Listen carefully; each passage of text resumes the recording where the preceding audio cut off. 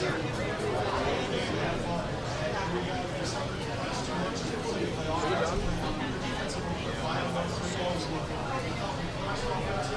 everybody, and welcome to After the Game with Todd and Leary, coming to you live from Yogi's Bar and Grill here in Bloomington. Hope you're having a good day, because obviously the Indiana Hoosiers did not have one. Todd and Leary with me, of course, here at Yogi's after Indiana's debacle in Wisconsin, 84-64. Indiana ends up getting throttled, Todd. Not exactly what we were expecting to see today.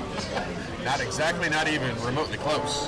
That was embarrassing, to say the least. That's just not what, you mentioned it. It's definitely not what we were expecting. That's not in any way, shape, or form the effort I assumed we would see out of Indiana. And I'm going to start with the effort, because they went in there looking like that was like they're playing South Dakota State again, to be honest with you. I mean, when you can say Wisconsin looked faster than Indiana, it's pretty bad to say. Well, there's so many places to start as people are joining us. Kyle, Kelly, Kent, Rick. Killing time. Appreciate you guys joining us. Kent says it's embarrassing. Kyle it's 100% embarrassing. Kyle said, seems like the team forgot they had a game today. Kelly says, hey guys, rough road game. You know, here's the situation that worries me. This is one of the worst teams in the Big Ten, and I'm talking about Wisconsin. Yeah. We know with Illinois, who's leading Maryland at Maryland right now. You know that Ohio State, who throttled, was it Iowa? They scored 100, put 100 points on a good Iowa team. Right. You know that Michigan's going to beat Michigan State's going to. There are so many teams in this league that we know are good. When you struggle, and Indiana did nothing but struggle against a very mediocre Wisconsin team, that's got to be cause for concern. Yeah, Wisconsin's in that group of Northwestern, Nebraska, maybe Rutgers and Wisconsin as the bottom four. And Indiana just went in there and got throttled by 20. Now here, I'm actually kind of disappointed it got back to 20, because if it stays at 30 plus, whatever, it sends more of a message. You can also chalk it up as a little more flukish than than something you. But the comeback shows that you have the ability. Yeah, I mean, when it's 20, I said this on Friday, and this is the truth. As a fan, a 20-point loss, I guess seems better than a 30-point loss. But as a player, I remember we got beat by 15 a couple of times, and when you get beat by 15, you don't even, as a player, you don't even feel like you're in the game. Like, you feel like you just totally got dominated.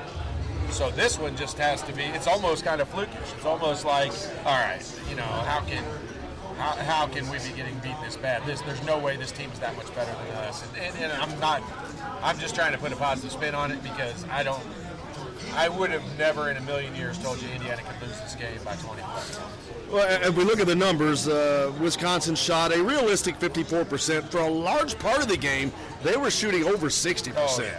That evened out in the second half. And in the first half, even the 64% seemed low. Like, I would have told you it was above 70%. It seemed like everything they made. And part of that is, I said this on our show on Friday, is Wisconsin has shot the ball so poorly, like incredibly poorly in the last 3 ball games.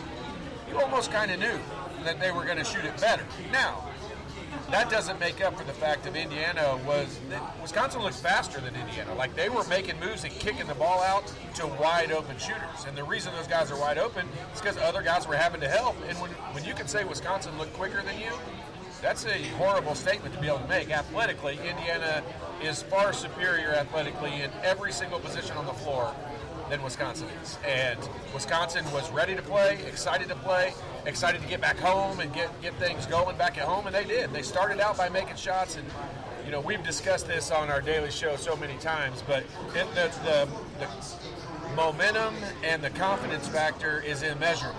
And there's no way to, some days it helps you a little bit, and some days it helps you a ridiculous amount. Today, obviously, it helped a ridiculous amount for Wisconsin. Al Durham had a good second half for Indiana, because he only had 2 points in the first half. He ends up with 17 on the day, but not a lot of positive spins you can put it on anywhere else. I mean, we look at Justin Smith, 10 points. He got into doubles, but he only had 2 rebounds for the entire game. One in the first half, one in the second half. And I do not understand who a guy that plays front court, who's 6'8", who has a 48-inch vertical leap, ends up with 2 rebounds in a game. Every guard on his team probably has more than that, with the exception of Al Durham. And part of that is there weren't very many shots missed in the first half. But no, you're exactly right. I mean, here's what I can tell you about that. And this is getting, this is starting to single guys out. When you can go down the list, and I can say something pretty negative about every single player that was on the floor today. But when you look at Justin Smith, I can assure you, his focus going into this game was not to be the leading rebounder. And if it was, then he failed miserably. Only coming up with 2 rebounds. Justin Smith's biggest asset he can bring to Indiana is guarding guys defensively and getting those crazy, ridiculous rebounds that only he can get. It's on the floor because he's that much more athletic than everyone else. So when you look, I'll just say it this way. I don't know what he was thinking about going into the game, but I can assure you he wasn't thinking, I'm going to be the leading rebounder in this basketball game. Because if he thought that and made that his main focusing goal, he would be. He would lead Indiana in rebounding and probably lead the nation in rebounding. I think that he could. He's just so athletic. Definitely could. I would assure you. Without doubt. Trace Jackson-Davis, being a freshman, this is not surprising to me. First road game in the Big Ten. You're not going to have as good a day as you normally have been having. 9 points. He only had 3 rebounds on the day. That's something he has really excelled at, though, is getting those double-doubles, but having high numbers in both of those categories, whether double figures or not. He's up there, and he also did not get a lot of rebounds today. Of course, a lot of shots that went in that first half. Yeah, I mean, they only missed 26 shots overall. There's only 26 rebounds to be had out there. And they got I think 8 offensive rebounds or something like that. So, this is one that it's hard because we're 20 minutes after or 10 minutes after the loss right now. It's hard for me to get over that kind of thing. It's hard for me to forget about it. Well, Tim says it's a bad loss. It is a bad loss. It's a bad loss to a really bad team. I don't care what the stats are. I haven't won since 1998, 17 in a row, whatever the numbers are. It doesn't matter. Wisconsin is a bad team. And think about this factor. If they would have put something out that said Wisconsin is going to out-rebound Indiana in this game tonight, I would have bet any amount of money you could come up with that wasn't going to be the case. And they out-rebounded Indiana. Indiana is better physically, athletically, at every single position. Trace Jackson-Davis is one of the strongest players in the league. And Indiana, as a team, got out-rebounded. That's almost impossible. When you lose this game, you make it very difficult to go 500 in the Big Ten this year because they have to go on the road to Ohio State, to Maryland, to Michigan State, Illinois, Iowa, Penn State, all teams that have shown to be better than what IU already is right now. Yeah. So this is not a good sign. Okay, and so, I after the last ball game with Florida State, I sat right here in this seat, couldn't have been more excited. Right now, and I'll be honest with you, this is the difference between being 50 years old and being a 20-year-old player is right now I can forget about that. I can chalk this one up to a fluke. I'm not gonna jump off the bandwagon. Indiana really is that good. They have the talent to be. Defensively, they have shown they really can be that good. And Maryland losing at home tonight, we all probably think right now Maryland's down 14 to Illinois at home. They're probably going to come back and win in the second half. We probably think that, but they may not. But you look at that'd be a much worse loss than this for Indiana. I mean, Illinois coming into Maryland and beating them at home. Illinois is a good team, though. It doesn't matter. You can't lose those home games. That's not true. a team in Maryland. If you're going to win the Big Ten, that's not a game you can lose at home. And so, you look at this and I hope that we are able to, and I'm really trying to be more mature about it, because generally I would just be blasting everybody. Everybody's effort was terrible. Everybody's preparations seemed to be terrible. They were not ready to play. They did not play well. No one looked like they had the heart to go punch somebody in the face and get mad. Archie Miller looked like the only guy that was mad to me, and that seems crazy. Like, I just don't understand it. But I'm going to try to be a little bit more, But this is something we've seen for the last couple of years. The teams, and I don't we've not seen this. We've not not seen under this team. This team showed the ability last week to be really good. I honestly did not believe they had the ability to play that bad. I really didn't. Well, now you look back at they caught Florida State at the right time. Florida State was coming off of a big swing where they played back-to-back games. They had to travel to Indiana, and maybe they caught them in a time where they were down a little bit. But Indiana did look good in that game. They did the things they needed to do. But today, they let Wisconsin not only take them out, Wisconsin controlled that game. Oh, yeah. They did what they wanted to do. Watch it. I'm sure a lot of our people on here were watching the game and listening to the announcers. And even Robbie Hummel. I mean, they were really trying everything they could do to not say anything too positive about Wisconsin, because they even know Wisconsin's not that good. I mean, you can't sit there and all of a sudden watch that game and be like, oh my gosh, Wisconsin has a chance of winning the Big Ten. No, those guys were talking about other topics to do with, I mean, they're talking about football games and other things going on, because they know this is not what you're going to be able to expect out of Wisconsin. And Wisconsin's proven that already several times this year. It's just, I hope that's one we can look at a couple of weeks down the road and say, I don't even know it's possible for them to lose a game like that. You're listening to After the Game with Todd Leary. We're coming to you live from Yogi's here in Bloomington after Indiana loses 84-64 on the road in Madison to the Wisconsin Badgers. A question that fans always ask, they always want to know, when a team looks as good and plays as well as they did against Florida State, at home, mind you, they go on the road to play a mediocre team at best who's been struggling, and they just get it handed to them, and half of that is because of the lack of effort. What leads up to that as a player? Yeah, I mean, and truly, like, there's nothing constant. As critical as I can be right now at how they played, and believe me, I can get as nasty as I need to right now about how they played, because they were that bad. But it's nothing conscious. Like I'm telling you, it's not like they took Wisconsin lightly. It's not like they didn't believe, what the older players said about how difficult it was going to be. It's not any of that. It truly is. More of it has to do with, you remember the last ball game when I said Florida State came out in that game and punched Indiana in the mouth, and 11-4, and Indiana was able to fight back from that. They rebounded. Second half, same exact thing. Florida State came out, punched Indiana in the mouth, got right back in the game, and Indiana rebounded from that. Where was that fight tonight? Where was it? Where was it?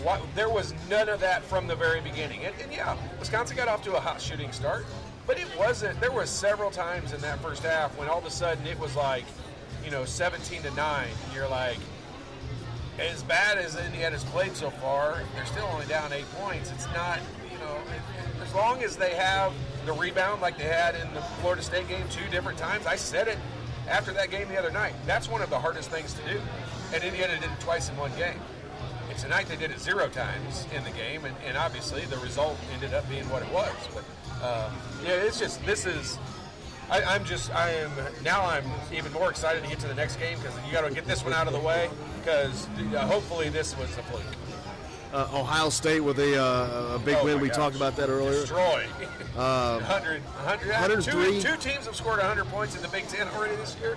It's nuts. Isn't it weird how this happens? But you look at all across the country, not just Ohio State in those games, but all across the country, there has just been some incredible blowouts, like crazy big blowouts, like this Indiana game today, like Ohio State earlier today, like Michigan. It wasn't that big of a blowout, but Michigan scoring 103 points or 105 points against Iowa. Like, that's not normal. I mean, Virginia losing by 30 to Purdue, North Carolina losing by 30 to Ohio State. Like, that's not normal. These things don't usually happen. Today's game was bad enough. Tom's having him a whiskey and Coke right now. Yeah. Can't blame you, brother. I don't know why you got Coke with it. You should just stick with the whiskey, Tom. The truth speaks up. You got to have heart.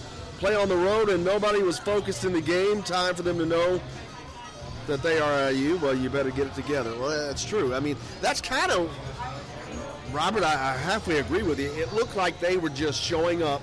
Like all they had to do was show up, and they're going to win because they just beat Florida State, and they're 8-0. It takes me back to earlier in the football season. I remember in Indiana, just kind of struggling a little bit. They didn't struggle. They beat UConn handily, but there was a long time where they just didn't look like they were doing much. And afterwards, the players said, well, we weren't really focused. We maybe got a little big head. And I'm thinking, how do you get a big head? You don't have anything to get a big head about. I don't care if you're 8-0. I don't care if you just beat Florida State. It's early in the season, and you're going on the road in the Big Ten. You have no reason to have a big head. And I'm not saying that they did, but it looked that way. Right. And we're not. None of us know the real answer. If we knew the real answer, we'd be on the coaching staff. But I mean, the thing that you've got to look at with a lot of this is okay. Indiana. I didn't feel like Indiana played with that fire and piss and vinegar. I didn't feel like anybody just stuck their foot in the ground and be like, that's it. You know what? I mean, if you get any more points, it's going to be from the free throw line because I'm fouling everybody. And we didn't see that. So now we got to look past this game and we got to say, okay, that's what's got to happen like after this game. So now you got to stick your foot in the ground and it's got to be, okay, we're not playing like that again. That there's something, believe me, with this. That's embarrassing. And that's got to come from the players, not from the coaches. No doubt about it. You can't. Hey, I can't make you be embarrassed.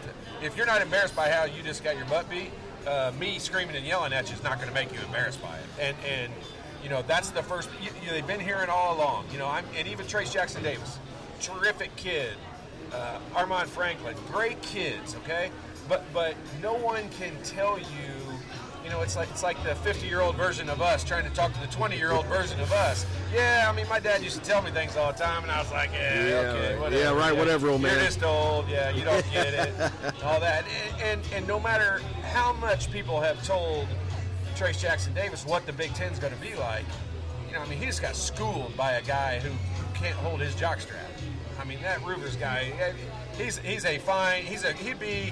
be probably a third-round pick at the Hyper building. I mean, he's fine player, but he's nothing. He's not in Trace Jackson Davis's category. And one of these days, that's about youth, experience versus youth. It is. No one can get him to understand that. I bet he understands it now. I bet he understands now the difference. Thought about earlier. How bad was Indiana's defense where Wisconsin scores 84 points on them? Yeah, I mean, that's where I'm kind of hoping that you can look at it as it's a fluke. We're back on over here. I mean, that's where you just hope you can look at it as it's a fluke. I mean, they haven't scored. There hasn't been. It was Bill that said that, actually. Let's just look on here and see. Tim says he hopes it's not the start of 12 losses like last year. Mark says we all knew they weren't going to go undefeated. They'll be fine, of course. He also, I don't know if we're on, guys. Mark Ramey says they seem to play better midway through the second half. This was a learning experience. I'm sure next game against UConn we'll see a different team. We'll see about that. Hang on, I'm checking to make sure. But Indiana goes down 84-64. Also going on today, a lot of football action. Oklahoma beats Baylor in overtime, and the reason these games that are going on are going to have an implication onto where Indiana ends up. It shows where.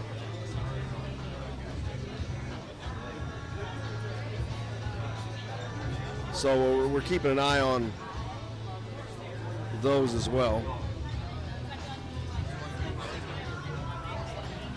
Getting back on here.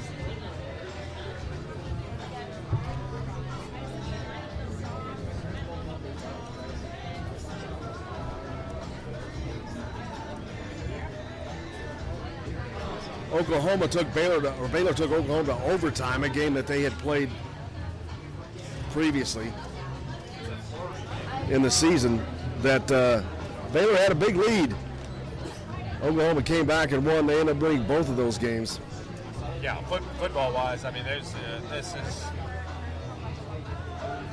been the committee's nightmare. Utah losing last night. Well, Wisconsin could help Indiana today. They can be a big help by playing Ohio State close tonight. If they play Ohio State close, they're going to end up in a Power 6 game, one of those New Year's 6 games, which opens up another spot for a Big Ten team. Because Indiana right now is looking potentially of getting shipped to New York, which that would have shocked me 2 weeks ago. no, an 8-win season gets you into a much better bowl normally. There's just a log jam of teams with 8 to 10 wins in the Big Ten this year. So and we talked about this Friday on the show. Was football-wise, when you look at Indiana, 8 wins. We've talked about the 8 wins that they had, and if they got to go to the Music City Bowl right now, I think they would have to feel extremely fortunate. I really don't know that Indiana, with their 8 wins, I don't know they deserve to go anywhere than the Pinstripe Bowl. We just are wishful thinking because we want to go to a warmer bowl. But I think that's where they probably will end up based on everything you see. But that's all speculation. We don't know till tomorrow. Yeah, we'll find out then. But getting back to the basketball game today, there's another question. I really don't understand the rotation that Archie is using, the players he's using, when he's using them. I have no idea what he's doing when he has certain guys in there together that I'm like, I'm really surprised he's playing. Here's what, So, when you look at the lineup of Joey Brunk and Armand Franklin starting the basketball game, I think that experiment's got to be over because you don't have enough scoring on the floor. And they got into a big hole. They did, and they've been able to dig their way out of those because of the opponents they've been playing up to this point. But I hope now. I promise you, I'm not even joking when I say this. I hope it was a superstition. I hope that because they hadn't lost yet, he just didn't want to change the lineup. An embarrassing loss like this will change that in a heartbeat. The superstitions go out the window. Obviously, with the loss, he can switch it up and make it whatever. And I'm making that up. I have no idea if he's superstitious or if he truly thinks that's the best lineup. But you can't start the basketball game. And you can start it. I shouldn't say that because I don't care who starts. You can't go that period of time at the beginning of a game with your best offensive player sitting on the bench. While you're getting further into a hole. While you're digging a bigger, gigantic hole that today proved to be too much to get out of. And Wisconsin never cooled off. Wisconsin never got themselves in a position where, they gave Indiana an opportunity to come back. We're not giving Wisconsin any credit, and I'm telling you, I'm not going to, because Indiana is far, far, far superior to Wisconsin at every single position, athletically and talent-wise. The only difference was momentum and confidence was on the side of Wisconsin tonight once they started making some shots. Well, and I'll give them their due. They hit shots they probably at a clip that they're not going to hit very often. And they definitely haven't. This team, Wisconsin was 2 for 26 2 ball games ago from the three-point line. They made 2 Indiana's always the medicine. They are. They made 2 in the first minute tonight. So, this is I struggle forgiving and forgetting, and I'm working real hard right now to do that. And nothing can make that happen any better than a great effort Tuesday night against UConn. Mark says we all knew they weren't going to go undefeated. We said this earlier. It's a first game. They looked better midway through the second half. They did for a spurt. And I'll tell you what, they were down 30. I'm not sure give up is the right word to use for this. I'm not going to. Archie is one of the most competitive humans there is. He's a competitive coach. But I really felt like with the lineup that he had out there with Deron Davis. Deron Davis, free throw wise, killed. He had to be 0 for 4 from the free throw line tonight. What was Deron Davis? Yeah, 0 for 4 from the free throw line.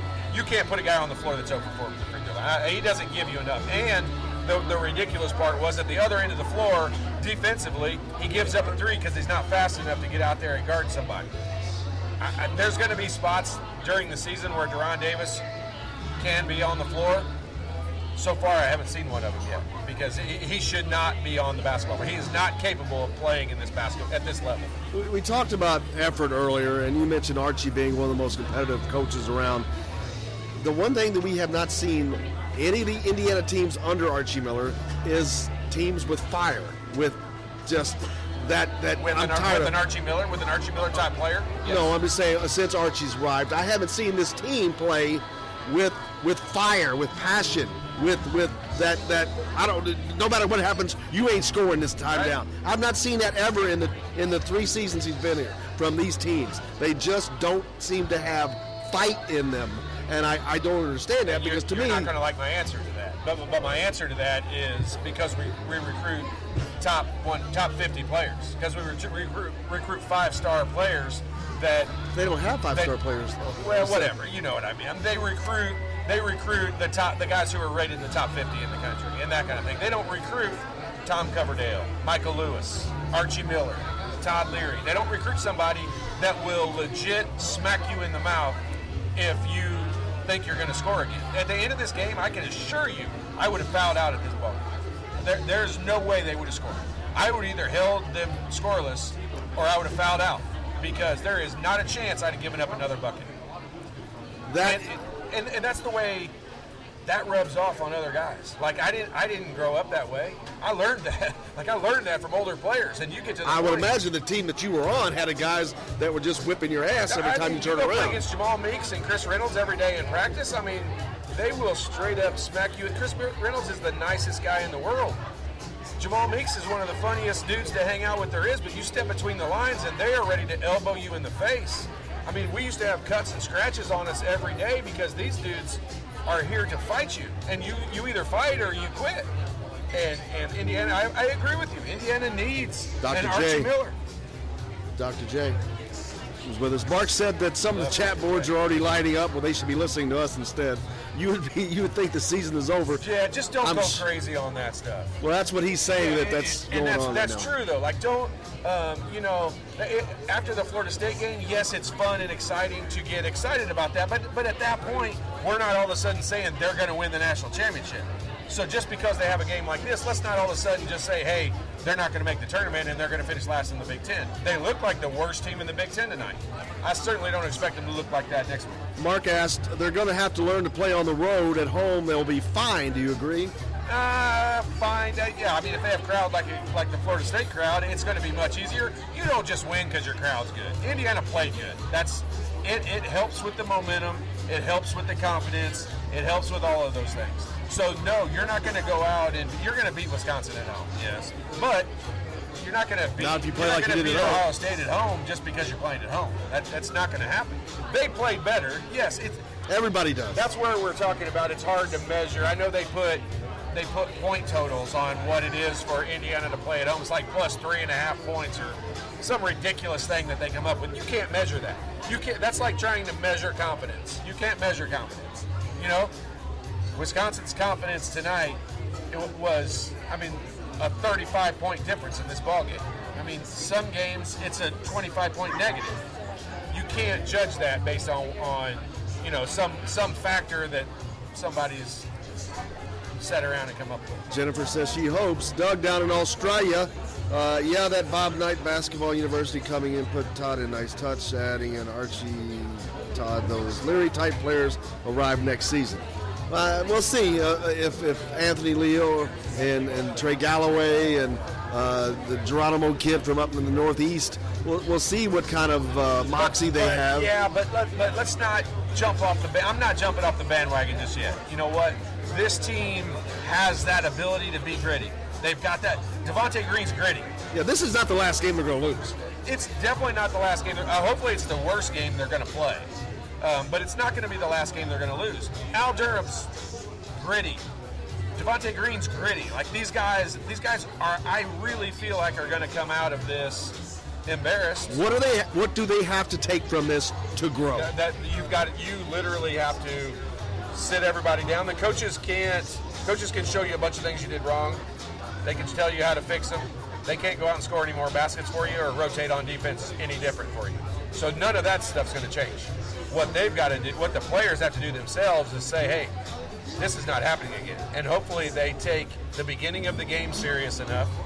The beginning of the game, getting off to a good start is so incredibly important. And when I say that, Indiana did not get off to a good start in the Florida State game and was able to rebound and come back from it. It's important because it really helps you not have to do that, not have to do something that's an incredible feat, multiple times in a game or once in a game.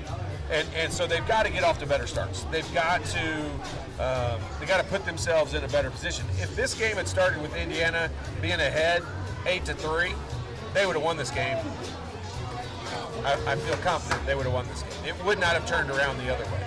The difference is that it was flip-flop. It was Wisconsin starting out that way. Jennifer hopes it doesn't affect their confidence playing at home. Dr. J says turnovers were the difference makers, almost the entire point difference. Good news is Indiana only had 12 turnovers, which not a terrible number. Wisconsin had 4. There was at one point I looked at the stats. It's hard to turn it over when you scored baskets. when it's going in the hoop every time. Also, I looked at, I think it was about 3 or 4 minutes in, and I don't know how long it went, but into the second half. Wisconsin had a differential of 11-0 off points off turnovers. When you don't turn the ball over, right. You can't score. Yeah, right. But 11-0. That's like Jay said. There's another. That's another part of this pie here. I mean, there was a big piece of this pie. They got beat by 20, but they were down 30. So you had to do a lot of things wrong to build that up. You're not going to find a statistical category that Indiana doesn't look bad in this game. Like, absolutely. None, not one. There is not a single player. I mean, Al Durham, I forget what he had, but Al Durham scored a decent amount of points in this game.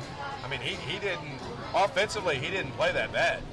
But there is no way I'm going to sit here and I'm going to tell you that I thought there was any Indiana player that played well. I mean, there just wasn't. There wasn't a single player that I thought looked quick or fast or rotated well or mentally prepared and into the game. There was none. Hey, James Cockrell, photographer, also runs an Indiana basketball fans does a great website. Job with that site. Absolutely. Thanks a lot for joining us, brother. They have now, they don't get to recoup, come home, and have a home game and get some of that confidence. Nope. They got to go on to New York, play in Madison Square Garden, play against a UConn team that's good, that's probably going to be kind of a road game for Indiana since it's in, I know IU has a good following in New York, but UConn, it's right there. Well, I hear. Let's just, this is factual. UConn is a lot better than Wisconsin. But so is Florida State. And so was Florida State, no doubt about it. That's why I'm saying, like, hopefully we're able to chalk this up as things went bad and got worse. And Indiana was never able to turn the wagon around. But, Indiana is not 20 points worse than Wisconsin on any day of the year. How much difference does Rob Finney make in this game? In this game, hopefully they get off to a better start. I think Rob Finney changes the starting lineup, so I think he makes a gigantic difference. Indiana is starting the game out with some offensive liabilities, and quite frankly, some defensive liabilities too. And I don't see that lineup continuing on a whole lot longer. And the depth, I can't imagine that some of the guys that are getting the minutes they're getting now are going to continue to get that amount of minutes. It's got to shrink. Well, they've got to get better. Our loyal listeners that we have that follow us a lot know that I jump on Justin Smith pretty aggressively when it comes to him shooting three-pointers. And I'm going to tell you, I have a new person to jump on from shooting three-pointers. And I don't even have to tell you. I already know who it is. Tell you who it is. Yes. If I have to watch who is Jerome Hunter. If I have to watch Jerome Hunter shoot another three-pointer, it would be a bad day if I was the coach. I can tell you that right now. Tim says, how does Wisconsin, who averaged 52 points over the last 3 games, get 84 on Indiana, who defense is what they built on? How? You score 47 in the first half. You don't miss. That's how you do it. You shoot 63%. And that's Indiana's fault. That's not Wisconsin. That's them shooting. They were shooting warm-up lane jump shots out there with nobody in their face, and that's not because guys weren't trying. That's because guys were getting beat off the dribble, and so they were having to help, and then the ball gets kicked out. That's what offenses are built off of. That's what the motion offense is built off of, is making the other team have to help, and you kick it out for open shots. Indiana teams made a living for years off of that. Today, an Indiana team got drummed off of it. Dr. J says, am I the only one thinking Brooke is just a warm body with no real impact? Well, he's not. I don't know that I'd put him in that category, but there are a couple on there, Jay. I agree with you there. I mean, Joey's filling space. But here's what I think. You got a guy that's a space filler. He comes in and gets some good minutes, but unfortunately, he's starting. he's at the beginning when they're falling into this hole and does not help them get any traction. I don't care what the minutes are that he plays. I don't care if it starts. I don't care what it is. I don't think that lineup will continue that much longer, but I think Joey Brunk's minutes will go down significantly. And unless he's able to figure out a way to really help on the defensive end, Joey's a good player. Joey's not just a warm body. Joey's a good player, but there's strategic ways to use him, and he gets exposed. I agree with you in this, and I'm not sure starting him in the game is the right way to use his talents the best. I honestly feel like he's a great guy to come in off the bench and beat on the other starting center and the other big guy that they have, and use your fouls accordingly. I mean, he should have 4 fouls in almost every single game. I mean, there are good fouls and there are bad fouls. Just because a guy gets in foul trouble a lot doesn't mean he's a bad defensive player. A lot of times you're wanting to get those fouls. You're wanting to lay your heavy body on somebody and make it difficult on them and wear them down. And that's what I see Joey being the most effective at. He's not a 30-minute-a-guy type player. If he is, this team is not going to be as good as I thought they were going to be. Yeah, you're right, Jay. They did shoot close to 50% from 3. James says Jerome is actually supposed to be a good shooter. Hasn't materialized. He's not a good. You know what? He might be a decent. He might be a decent 15-foot shooter. He is not a good 3-point shooter. And I mean, I'm telling you, I should know this. Doing what we do, I should know what his stats are. But I'm going to tell you, his shooting stats have to be miserable. His 3-point shooting stats have to be embarrassing. Well, I don't know what they are, but it's got to be disgusting. Mark says, I'm not saying that. I'm not saying that Todd Leary's knowledgeable. I'm not going to say that out loud. But love the insight. Love you. How do they get out of mediocrity? He wants to know. Tough for that 87 grad to watch that. Mark, thanks for the question. Because that's where they have been mirrored in, is mediocrity over the last couple seasons. And we see the Florida State game like, we get a taste of what we know that they can be. And then you get this today, and it's like a punch in the gut. It is. Hey, look, I hate having to swallow our pride and have games like this just as much as haven't beaten Wisconsin since 1998 at Wisconsin. If that's not motivation enough to go in there and play and be diving all over the place and just playing like your hair's on fire, if that's not motivation enough, then we've got the wrong people playing here. And I'm not saying that it's not motivation enough. I'm just saying what I watched out on the court didn't appear like they had something to play for, like something to prove. And I want them to show something to prove. But here's the thing. After the Florida State game, we were very excited, and I'm still very excited about the potential for this team. Okay, but I wasn't saying, look, we're going to win the national championship. If we don't win the national championship, it's a disappointing year. I still was fairly realistic about it. So I'm not going to completely come off of this ball game and say, hey, we're the worst team in the world, or we're the worst team in the Big Ten, because we played like the worst team in the Big Ten today. They're bar none. We played like the worst team, and that's against one of the worst teams in the Big Ten. Nebraska was down by like 60 today, and Indiana looked worse than Nebraska. Wow. If that even gives you an idea of what I think of the performance they just put out there. But I'm not going to, this is not indicative. Indiana is better than this. I truly, firmly believe that. Todd Leary's signature on the wall here. You can't read it. Here at, I would be a doctor. I can't read it. Here at Yogi's in Bloomington, coming to you live after the game with Todd Leary. Appreciate everybody joining us. If you get a chance, stop by, man. We're here for after every game. Of course, we will be moving to some other places for road games. We'll be in Indianapolis for the Crossroads Classic with Notre Dame 21st. at the Tap up in Indianapolis on Mass Ave. So make sure you join us up there. But most of the time, we're going to be here at our home here at Yogi's, unless it's a road game and we're on the road somewhere. But if we're in Bloomington, we're here at Yogi's, man, where you should be. I just had some of that Cajun chicken earlier. Oh, I mean, everything here is so good. I feel this is one of those scenarios. You know, I told you before, like, there were certain times when we got kicked out of the locker room for playing bad, and we weren't even allowed to, even pretend like we were part of the Indiana program when we played so bad.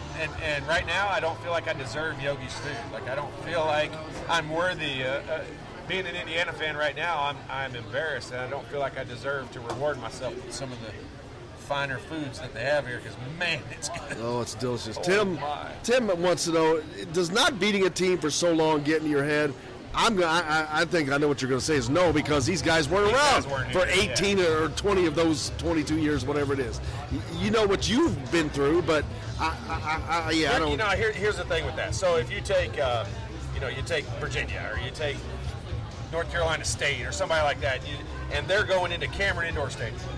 Okay, I mean they're going to, Duke Stadium or the Dean Dome. They're going somewhere that's iconic. Stephen venue. F. Austin going to Cameron. Well, but I mean, if you're a team that gets to go there all the regularly, time, if you're North Carolina State that goes to Cameron Indoor Stadium every year, and you lose most of the time. You lose almost. There's most of the guys who go to North Carolina State lose 4 years in a row when they go to Cameron Indoor Stadium. Yes, you build up I'm going to win at this place if it's the last thing I ever do. I don't think it's just a natural competition in somebody. No one's ever. I'm not trying to diss them. It's going to sound that way, but nobody's ever going to look at the Kohl Center in Wisconsin as I'm going to win at that place. I mean, I would almost bet you if they didn't read the press guide, there's not a single guy on IU's team that can tell you the name of the Kohl Center. I mean, it's not iconic. And I bet you that none of them could tell when the last time Indiana won there. If they didn't read it in the press guide or on social media, I will guarantee you they don't know that information. Because they don't talk about it. Because it's not relevant. It's not relevant to them. It's not a thing. I mean, I can tell you, I played on a team that never lost to Wisconsin, that never lost to Northwestern, that never lost to Penn State. Never, not in my 5 years of being here.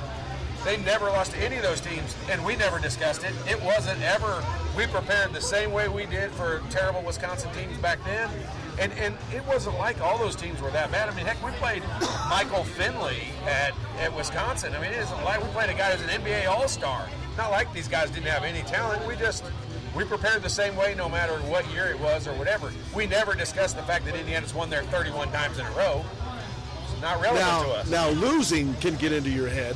Just overall losing. If you lose 10, 12 in a row. Yeah, like the 12 in a row, that's a great point. Yes, if this is the start. Because that has nothing to do with one place. It is what you're doing. I'm gonna give somebody something to hopefully not look forward to.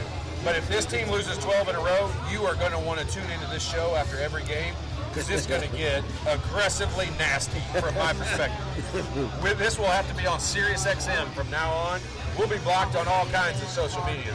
Because if this team loses 12 in a row, I am not responsible for how I act. The Todd father's going on. Not responsible for how I act. Mark Ramey wants to know it's all about continued successful recruiting year in, year out. They will get better and better every year. Well, they haven't gotten there yet, though, is the thing. I'm going to go back to this. I brought it up several times. Yes, it is true. It's true. But when we listened to Archie talk in Evansville this summer, or this fall, what was it he talked about? Being humble. Remember, he talked about the key to this team, the overall motto, the thing they're going to hammer home every game, or every day all year long is being humble. Well, they got humbled today. Well, I don't think they were humble. I think they were got 8-0. humbled. They were 8-0 and feeling pretty darn good about themselves. It's very hard to teach a 20-year-old kid, hey, guys, you know what?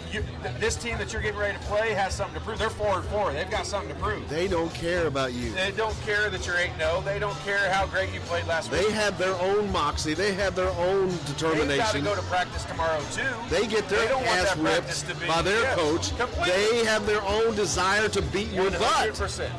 And if you don't have a desire to match that, and they did not have that desire, you're going to see what you saw today. A team that is not very good, but Indiana made look very, very good. Let's be thankful. I mean, in the season of holidays and being thankful, let's be thankful that Indiana wasn't playing Purdue today.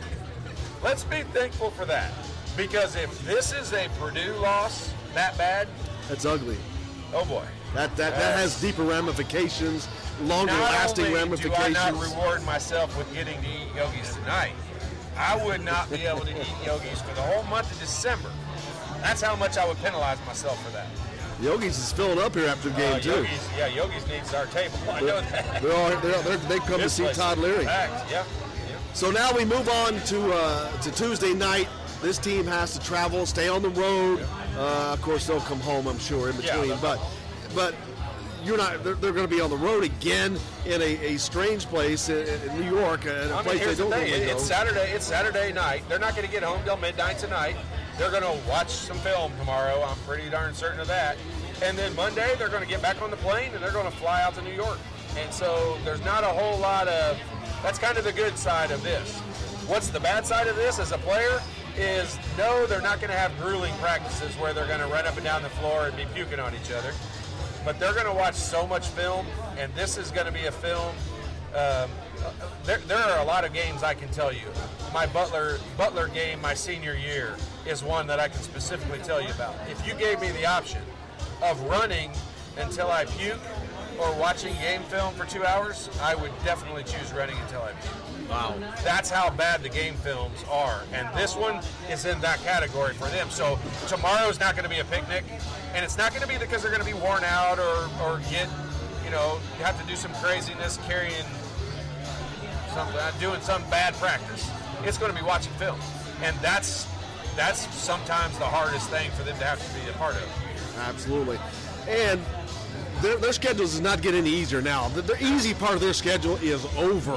Now you go to UConn, then you got to come back. You've got a game with another team that's not that good, but Notre Dame has not done a lot, but now we've seen it doesn't matter because they have to play in Indianapolis away from the confines of Assembly Hall, so they don't have that behind them. They have to prove to us that they can play outside of those walls. So you got that. Then the Big Ten season kicks back in. They get lucky with a home game against Nebraska. That's a get well card all in itself. But like I said earlier, I mentioned all these teams: Ohio State, Maryland, Michigan State, Illinois, Iowa, Penn State. Yes, Penn State. All those teams are going to be a tough out in the Big Ten this year. And sure. that doesn't include places like Wisconsin, where we went today. We know these guys are going to be good, so they're going to have to pick it up. You're going to need Indiana. You've got to have some luck when it comes to basketball. I mean, let's not kid each other. You got to have some luck. You're going to need to catch them in Ohio State or a Michigan or a bad shooting on night. A night like this. You're going to need to catch them on a night where you get off to a great start and they don't play that great. And then you're going to have to hope you can hang on for dear life until that 40 minutes is over. And that's just factual. That's just the way that it is. You come away with those victories. You hope to get, 1, 2, 3 of those every year. But you look at this schedule right now for Indiana. The rest of this month, they got Connecticut, Nebraska, Notre Dame, and Arkansas. And that finishes out in December. And when you look at that schedule, this Wisconsin team is the second worst of all of those that we mentioned right here. I mean, Nebraska's the worst team on that schedule. Of the whole month of December, the team you just were down by 32 at some point in the game is the second worst team you're going to see. So I said it prior to the Florida State game, so I feel okay about saying this. Prior to the Florida State game, the most important 2 games Indiana played in the whole month of December was Wisconsin and Nebraska because they're Big Ten games. And Indiana just laid an egg in the first one. Yeah, James says watching that game is definitely punishment and a learning experience. Doug down in Australia says only 5 to go in the first half, yet they trailed by 20. Timeout rotation was not a factor. Lazy on defense. The players were in cruise mode. They've seen a down year in Wisconsin, though they could cruise, thought they could cruise. That's a little too much for me to be able to read, but yeah, Doug, you're right on again. I mean, it came down to effort. I mean, this came down to everything. So here's what's so important. All right, I'm going to keep harping on this. It's very difficult to turn games around. Okay, it's very difficult when things are going bad to turn around. It's the most difficult thing to do in basketball, and in sports, really. And so you can't get off to that kind of start. You just can't. And they've got to come out and be more focused, prepare better, be more focused, play harder, and treat the first 5 minutes. I mean, I swear the whole country, I don't know if Bob Knight got it from Branch McCracken, or I don't know if he got it from John Wooden. I don't know who he got it from. But every Indiana fan knows what Bob Knight said is the most important part of a basketball game. And it's the first 5 minutes of the game, and it's the first 5 minutes of the second half. He said that. If he said it one time, he said it 15 billion times. I was so tired of hearing that. I almost wanted to prove it wrong. I was so tired of hearing it. But it's factual, and it is the case. And Indiana fans do know it. I need those Indiana players to know it. They've got to play that first 5 minutes. It sets you up for everything else in the half and everything else in the ball game. It's that important. It's hard to believe it's that important, but it is that important. And isn't that all the more importance for having your top scorer on the floor during that time? I hope that experiment is over. A great question. Doug from Australia wants to know, what's your starting five? Justin Smith, Trace Jackson Davis, Devontae Green, Al Durham, and hopefully Rob Fennessy. And until Rob Fennessy's back, I think Armand Franklin. Now, the second Rob Fennessy is healthy, he's my starter. They've been going with a two-guard offense. Why the change? I mean, if that's not what you normally run, why would you make that change? To what? The three-guard. Having the three guards in there. I mean, I would play four guards. Quite frankly. I mean, if Justin Smith, you're going to count him as a guard or whatever, I mean, I'd play.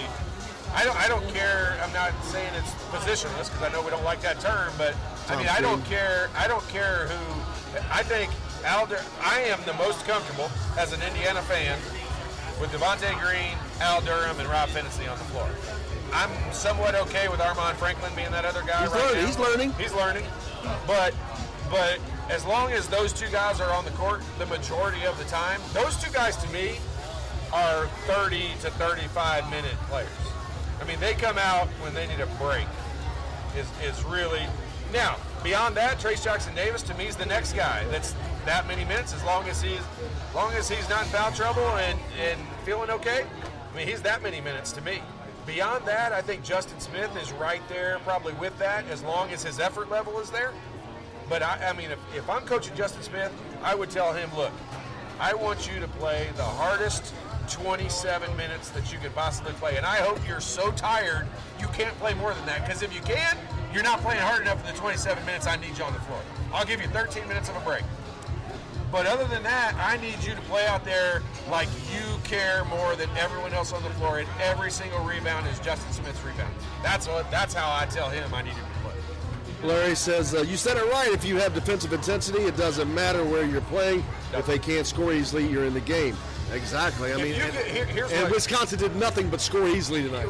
It's cliche for him to say it, but you hear, I mean, you can even hear goofy announcers like Bill Walton occasionally stumble into a statement like this. But when you take the crowd out of the game, which the way you take the crowd out of the game is you go get off to a good start. When you take the crowd out of the game, it doesn't matter where you play. It doesn't matter if you're playing the Kohl Center. Look, let's not kid ourselves. What's the Kohl Center hold? Let's just estimate 13 or 14,000. How many people do you think were there today? We couldn't see the crowd. We literally have no idea. But given the fact that their football team is playing in Indianapolis in like an hour, I'm going to guess there weren't 7,000 people in that gym. And if they were, they're not your normal fans that are there, the diehards that are there every week. Everybody drove down to Indianapolis. There will be 20,000 Wisconsin fans in the Lucas Oil Stadium here before too long.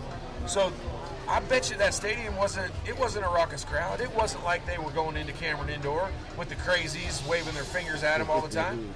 Yeah, I bet it was like a funeral home in there. It was silent. Yeah, I mean, it wasn't. That wasn't, and that brings up another scary point. It wasn't. While it was a road game, it was not even close to a daunting. No. Not only it was not a daunting environment, but you're playing a very mediocre team. Yeah. So they had everything. Indiana had everything going their way. They're playing a team that's struggling. They're playing in an arena they haven't won in forever, but because of the football game, they probably don't have the crowd, don't have the intensity. But yet that basketball team, the Wisconsin team, is the one that did have the intensity. For sure they did. Yeah, I mean, they had something to play for. They have something to prove. They're 4-4 going into this game. All we're doing is talking about how bad they are. I mean, we're not the only ones that are sitting here saying Wisconsin's terrible. I mean, their own announcers are probably saying they're terrible. And so, yeah, they've got something to play for. They very much had something to go out there and try to prove tonight. And I'd say they proved it. They absolutely did. Coming to you live from Yogi's, of course, after the game with Todd Leary from Indiana Sports Beat with Coyle and Leary, of course. I'm Jim Coyle. How are you guys? We appreciate everybody joining us. We'll be back after the game on Tuesday, of course, after Indiana takes on UConn up in Madison Square Garden in New York. Boy, let's hope we've got ability to be more positive stuff to talk about. This is brutal. Well, it's easy. Well, wins cures it all. The good news, hey, you know what? The worst part about this as a player is if you have this game on a Saturday and you don't play till next Saturday. good news for this team, tomorrow will be terrible. They'll have to watch this film all day tomorrow and have this disgusting feeling. Look, these players, nobody likes to lose, and nobody likes to be embarrassed like that. So tomorrow's going to suck all the way around. But then they get to jump on a plane on Monday and go to New York. They'll eat a nice dinner. They'll practice and shoot around hard and hopefully be ready to play on Tuesday night. It's a late game. I mean, Indiana's got a terrible schedule in that. I mean, those 9 p.m. road games. I was just going to ask that. That's my next question. Since the next game is on the road, traveling, 9 o'clock in New York, late game, following this game, what's the ramifications of that? It's going against them. Like, when you say you've got a rally and you've got, like some of our listeners that have a tough week at work getting ready to come up. When you got a tough day that's coming up, you got to rally yourself and be ready for that. That's what Indiana has to do. It's not a good schedule because, yes, it's great that you get to play another game. That definitely beats the very hard practices. But here's what's going to happen on Tuesday. They got a 9 p.m. game. So they're going to wake up about 8 or 9 in the morning. They're going to go eat breakfast. They're going to go have a shoot around. They're going to come back. They're going to watch film. Then they're going to go lay around the hotel for 3 or 4 hours. Then they're going to eat a pregame meal. Then they're going to watch film. Then they're going to walk through. Then they're going to have about 45 minutes. And then they're going to get on a bus and go over to Madison Square Garden. That's a long day. I don't care who you are. I don't care how many 5-hour energies you take or whatever gets you pumped up and ready to roll. But that's a long day. And by 9 p.m., I mean, believe me, I know I'm 50 years old, and I know I don't rally as good as a lot of people, but at 9 p.m., I know I'm ready for bed. And these guys are going to be ready to tip it up in a big-time game. And Larry says the environment will be daunting against UConn and not for Indiana. If you're not cool, so. Yeah, if you don't think it's cool to go into Madison Square Garden and play, I mean, I hope the cool factor, I hope they left that in Wisconsin. Because they didn't show up. They're not bringing a whole lot of that back. Doug's bringing up something that I was thinking about earlier. Archie needs to know he has a roster that he can afford to bench some starters, yes, to use that bench, because we all know there's not a greater motivator than that wooden bench down there. And very rare have I seen Archie use that. Once against Justin Smith last year, I remember. Doesn't use the bench a lot. Yeah, and truly, I mean, you bring up a great question, but you also bring up a good point in that he really hasn't had that ability. It has not had a super deep roster in order to be able to do that. With the injuries, I'm telling you, the one player can make a gigantic difference when it comes to the substitution patterns, and Rob Finney makes a gigantic difference when you're looking at minutes played. Like, I'll be the first person to admit that I don't understand what's going on.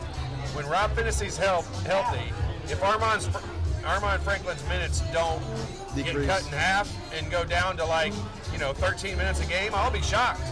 And it's not because Armand's terrible. It's not because he's bad. It's because Rob Finney is the guy that you good. need. He's that good. It's the guy you need on the floor. He should be. I mean, a healthy version of him. Now, who knows how healthy he's going to be? He hasn't proven. That's been probably the knock on him for a whole year now is he's not been healthy for a long period of time. So, but if he's healthy, he's a 30-minute guy. And when I say that, you're talking about, now I've already said Devontae's a 30-minute guy, Al's a 30-minute guy, Trace Jackson-Davis is a 30-minute guy. Now I'm saying Rob Finney is a 30-minute guy. There's not that many minutes left over. Tim says you can get your AARP card now. I thought I had to be 55. I don't know. He said on the senior tour. He actually said you're getting close, so maybe he's right. I play on the senior tour, Tim. Yeah, James pointed out 9 p.m. games are awful for all involved. Everybody. Yeah, you're not lying. Hey, maybe Australia. What time's that in Australia?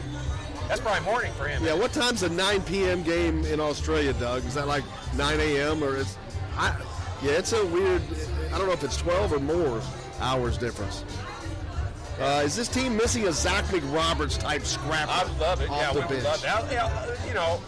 90% of the teams across the country are missing a Zach McRoberts. Like, here's my only knock on him, and he was one of my favorite players. I love having guys like that. Zach McRoberts was more talented offensively than what he ever attempted to show in Indiana. And I want every team would love to have a Zach McRoberts type player that has some offense, that shows that offense. He had the ability to do it. He was a good shooter. And so, toward his senior year, he shot more three-pointers than before, but he's a guy, he finished more games shooting 100% than any human that's ever played. I mean, when you're 2 for 2, there's no way I finished the game 2 for 2. I'm going to be 3 for 3. Chucking. Yeah, it's going to keep going up. Like, I'm going to miss a shot eventually. And I'm going to find out. There's always a heat check involved in that. So, yeah, I'd love to have a player with that effort and that length and that size, and that just seems to make all the right plays, but I need him to have some offensive. Who do you think James wants to know, who do you think can be that for this Indiana team? Do they have that guy? Justin Smith. Who has the ability to go crazy and dominate a game? Okay, well, let me rephrase the question. Who do you think is possible to be that? Because we've seen 3 years of Justin Smith, and I think we've seen what we're going to see from him. I think you see the effort that you're going to get from him. When it goes well, he's going to give it to you. When it's not, he disappears. I think that's going to have to done by committee. I don't think we're going to have. Look, and I'm saying that I don't think there's very many players that have an unselfish guy willing to do all the dirty work.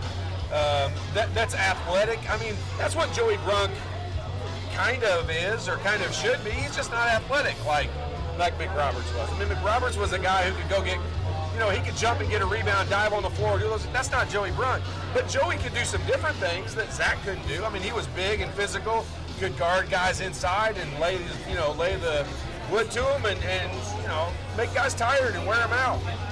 Zach's a different kind of player. Hoosier Doug, listening in Australia, said he woke up at 3 a.m. for this loss.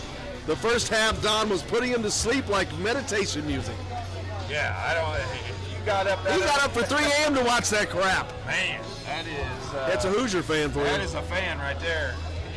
I'd have been back asleep by 3:20. We appreciate you being with us, Doug. Who's the spark off the bench, the hustle guy? That this I team think it's going to be doesn't- Armand Franklin. I think eventionally it's going to be Armand Franklin. When Rob Finney comes back, I'm expecting it to be him. I mean, I would assume so. If not, then you're going to say it's Rob Finney. In essence, Archie's using Devontae Green for that right now. Why? I don't know. I think that experiment's over. So you think in the UConn game Devontae Green starts? Or comes in quicker? Comes in quicker. Without question, I think he comes. If he doesn't come in before the first TV timeout, well, why not start? I don't know. I can't explain that. I mean, what reason would there be? Superstitious. You keep saying I cannot imagine a coach in this day and age. I don't have a good reason other than that. Nobody seems to have a good reason. That's not a good reason. I'm just saying I don't have a reason other than that. Robert says 57-year-old who runs and plays game good. Who are you talking about? Robert? Is Robert bragging, saying he can still play? Maybe. He's going to post you up. I'll have a free throw contest with him. I'll challenge any of our listeners to a free throw contest. We're going to have a free throw shooting contest one day. I would buy your food for a month at Yogi's if you could beat me in a free throw shooting contest. To how many? 10? No, make it 50. It's got to be a number that somebody can fluke their way into making 10. But you can't. Let's just put it this way: if we shoot 50, I will make 47 plus. Ooh, the throwdown challenge. I don't want any of that. I don't even have to give effort for that. Doug said he was just yelling at the TV from the kitchen. James liked your answer about Armand. He can be that guy. Rob should fix this whole lineup mess and moving Green back to the starting lineup.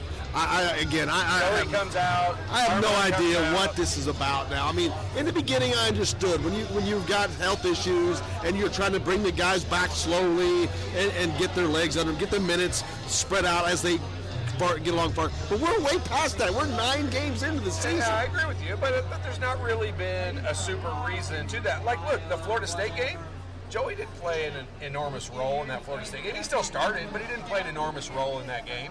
And I think that was kind of the beginning of the lineups change starting to happen and starting to get to the point where it'll get to where we're talking about. But they still won. Superstition doesn't allow you to change that lineup. I agree. You're listening to After the Game with Todd and Leary, live from Yogi's as Indiana loses 84-64 to the Wisconsin Badgers today to lose their first game of the year, now standing at 8-1 on the season. This was my lucky hat, too. I can't wear it anymore. This was my lucky IU hat. It was not lucky today.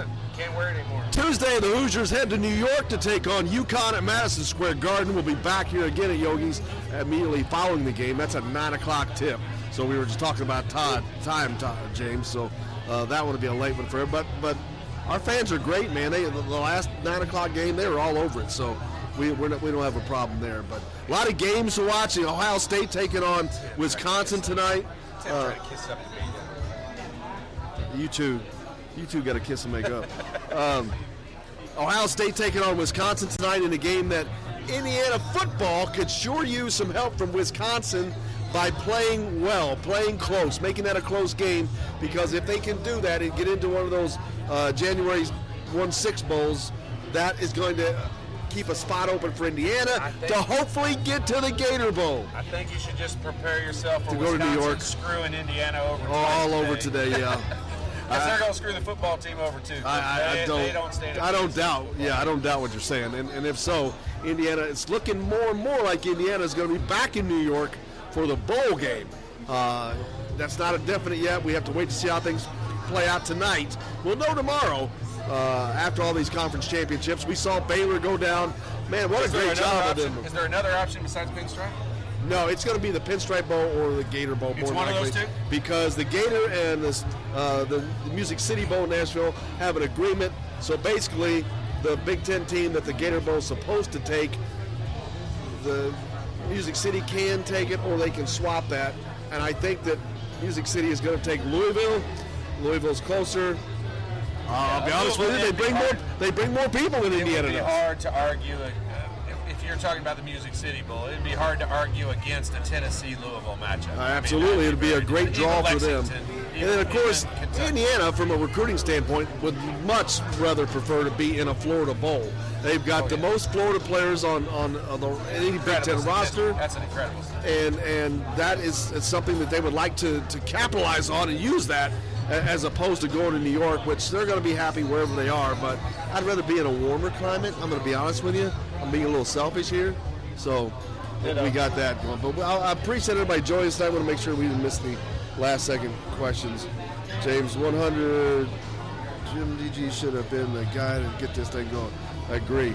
Doug, tape aspirin to your body. Are you kidding me? Is that Archie calling Rob out to toughen up? Yep. Todd, where's your IU crimson colors? Yeah, I know it. Won't happen again. He's wearing an IU hat. What are you talking about? I know. I was getting on him beforehand though, because he can be the homer of this group. I'm a professional. Yes, I'm trying to be professional. I don't try to be anything. I don't. He can be, and he can do it. He can wear the red and white and the cream and crimson and the IU hat and get away with that. But we'll let him take care of that.